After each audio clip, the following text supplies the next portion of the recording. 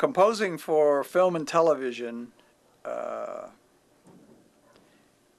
is, I think it's fair to say, it's way more difficult than people generally believe.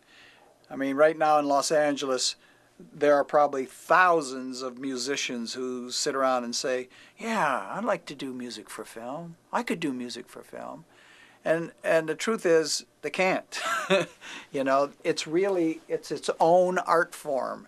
And it requires you to really rethink your whole approach to music. What music is, how does music function, what is, you know, why music, what is the role of music, how do I relate to it?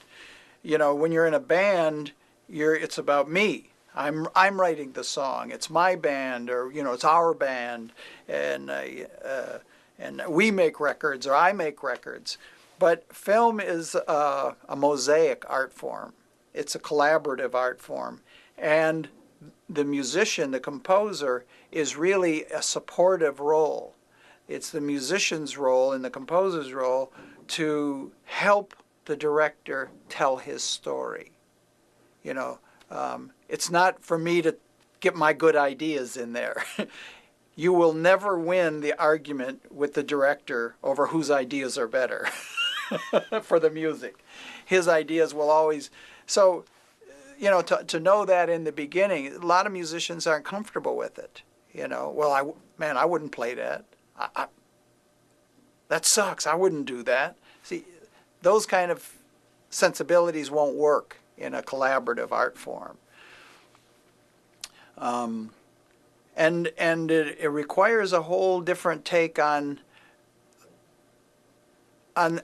really on the amount of music that you're doing. You know, when we learn how to play music, we're talking about chord structures and melodies and harmonies and rhythms.